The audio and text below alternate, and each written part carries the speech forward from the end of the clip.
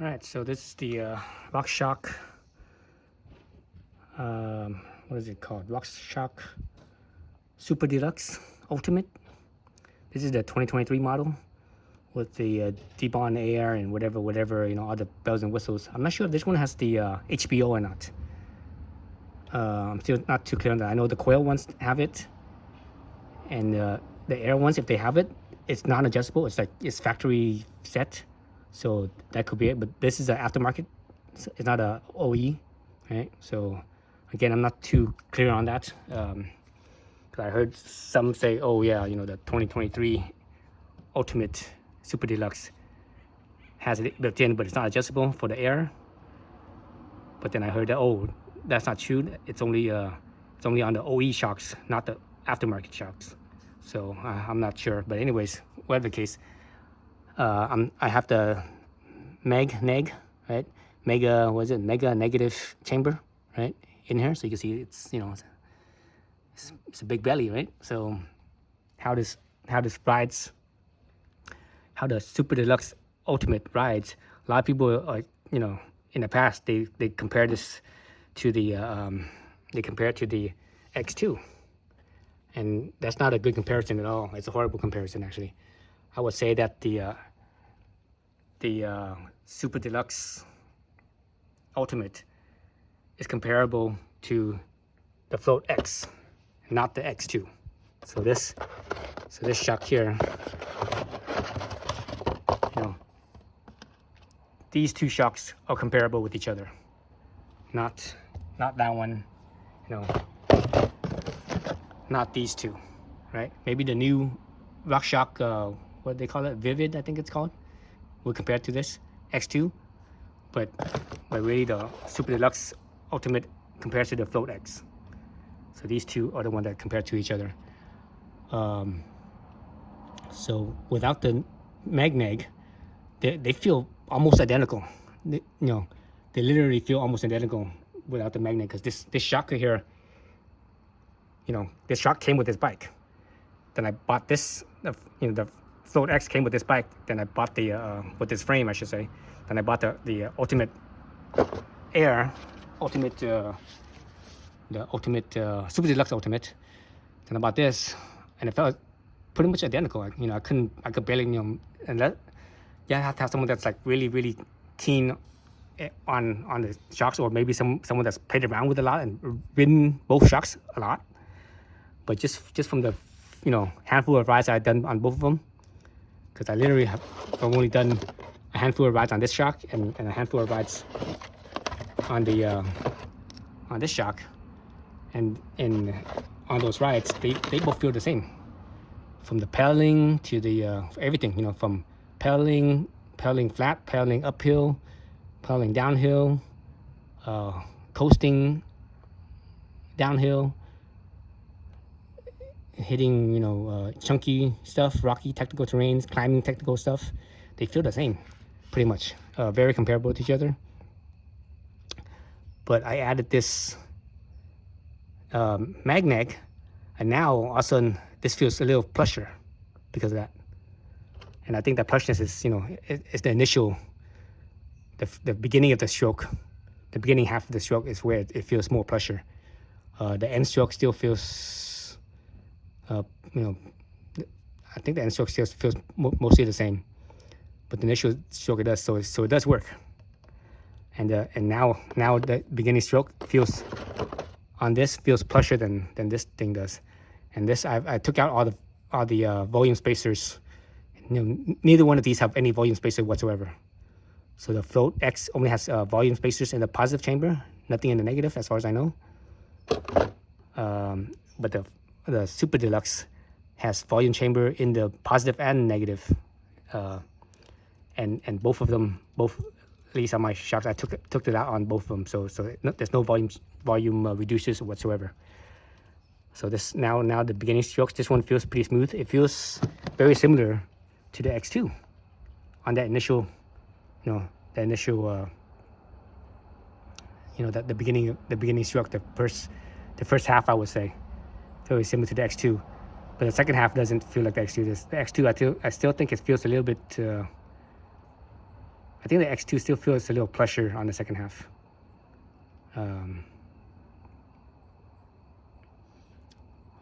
Yeah. So anyway, so that's my my thoughts on the two, the three different shocks I have here. Difference between the Float X, Float X2, and the Super Deluxe. And obviously the Vivid just came out, so only people in the industry have access to that right now. I don't think it's being sold yet. Everything's on pre-order, and I probably won't get it. So I don't want this type of shock on this bike, because this is a trail bike. It's only a 130mm travel. This type of shock, I think, is overkill for this type of bike. For the bike. This shock right here with the base shock with this piggyback I think it's good enough. It's good. And this shock is heavy. If you watch my other video, you see that this shock is actually weighs more. This Float X2 weighs more than my Mazzocchi Bomber CR with the Fox Orange spring on it. Right, 2 ounces more. So that's a lot of weight. 2 ounces. How much is 2 ounces? How many grams is that? I think a gram is what? No, not a gram. I mean, an ounce is 28 grams, I believe. Something like that. 20 grams. So 2 ounces. That's like 50. What was that? 56 grams. Well, I should weigh this thing too. See how much this weighs. How much this shock weighs. But actually, these two are not. No, the thing is that these two are not comparable in size, because I think this one is a little bit longer. Yeah, this one's a little bit longer. So this one's this Float X is a 185, and this X2 is a 205, I believe. Yeah. So you're wondering, wait a minute, this one it's not the same, and that means this one doesn't fit this bike, right? And it doesn't. This shock is from my Privateer 161. But the thing is, I have bike step that have the same. I have a Privateer 141 and a 161, so I have both, right? Got both, and the Privateer 161 uses this shock, and the 161 uses a version of this shock. It's not this exact one, because this one came from this bike, but it came with a Float X, basically, some variation of the Float X. I can't recall if it's the same amount of travel or not. I don't think it is as the 161. I think it's a little bit less. So this is I think this is 65mm of travel, and on the Privateer 161, but the Privateer 141 has, I believe, 57.5mm of travel on the shock.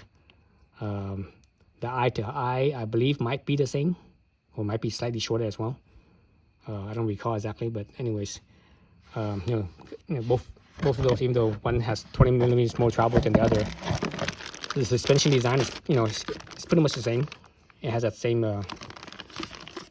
that similar suspension design, so that's why I say that. That's why I could compare this Float X2 to a Float X. And Float X2 is, it's definitely plusher for sure. It feels more coil-like for sure. But the reality is that it's still an air shock, and it still has the properties of an air shock. Even though it's very plush for an air shock, but it still has those air shock qualities. So yeah. So anyways, so those are my thoughts on the various air shocks.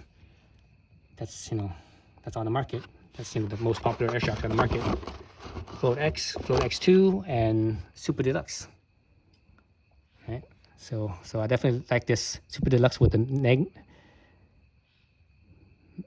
Magneg. I'll keep on saying Magneg can over the Float X2. Over Float X. But if you don't have the Magneg, and you just have the regular can, the linear can, I think the float X is basically pretty much the same. This one has, I think this one has low speed compression and rebound. So only those two adjustments. Whereas the Super Deluxe has a little bit more. It has rebound, low speed compression. Oh yeah, actually no, it's the same. That's it. Rebound and low speed compression. So both of these are the same. And obviously it has a lockout right here. And this one also has a lockout. So yeah, they're pretty much the same. So yeah, so with the regular can, these two shocks are I would say pretty much identical. But with the Magnag, I think the Super Deluxe is a little better, a little cushier. But you know, it depends on your bike too. You know, what your suspension design, how progressive and how linear. If it's really progressive, then putting on a Magnag might not work very well. It might make the thing too progressive, because the Magnag makes it more progressive, right? But if the bike's a little bit more linear, even though if the bike is meant for an air shock, most likely it's designed with an air shock in mind, because the air shock, you know, when it compresses, becomes more progressive, right? But yeah, so anyways, that's my thought on it. As far as this bike, you know, the thing with the Atherton is that this DW6 is very at least right now anyways, it's kind of secretive, because we really don't know much about this. You know, there's no detail on this. We just know that, oh, let's say for example, this one is 50 millimeters of travel here, 50 millimeters over 130 millimeters of rear wheel travel, axle travel. So I think the ratio is something like 2.6 leverage ratio. But what the actual leverage curve is, you know, all the anti-squat and anti-dive and all whatever, you know, anti-squat, what is it? Anti-squat and anti-rise, anti-squat, and leverage curve. We don't know what it is, you know. Atherton doesn't have that published, and they don't, you know, I haven't seen anything about it, even in whatever articles that, you know, that interviewed Atherton. They never say any numbers. They never gave us any numbers. So the only number that we do know is the ratio from this travel with this travel. So you know, so again, this is 50 millimeters here, and this here is 130 millimeters. So you could do the math yourself, and I think it comes out to 2.6 or so, somewhere around there. So that's pretty typical, right? That 2.6, somewhere 2.6, 2.5, even 2.4 leverage ratio is pretty typical of bikes. Usually on like cross country bikes, the leverage ratio is a little bit higher. It's higher on the 2 point something, closer to 3. Then on more like a DH bike, the leverage ratio is more closer to 2. You know, it drops below 2.5 usually on a DH bike. Usually, not always the case.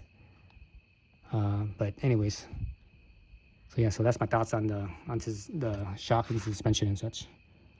But yeah, so I guess I have like 2 extra shocks here. One's from this bike, and this one is from my Privateer 161, because I put on the coil and converted to coil. So now I have coil in front and rear. Haven't ridden it yet, so I have no idea how it goes. So I'll probably ride it maybe this weekend, and we'll see how it does. But actually, with that bike, the spring rate's not right.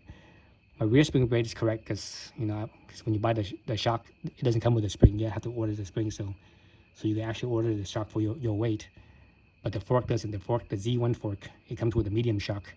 And I'm too light for a medium. My riding weight is 145, and the medium shock is meant for 150 to 180 pounds.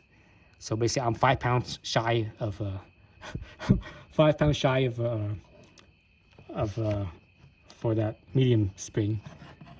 It's kind of funny, because I put it on the preload to the minimum setting, and I checked my sag, and I was aiming for the fork. You want to aim for about 30%, and you want as much. Maximum is 30%. Minimum is, I think, 20% for that type of fork, and I think I'm only at about 17% sag. So pretty close, but no cigar. All right, that's it for now. Thanks for watching.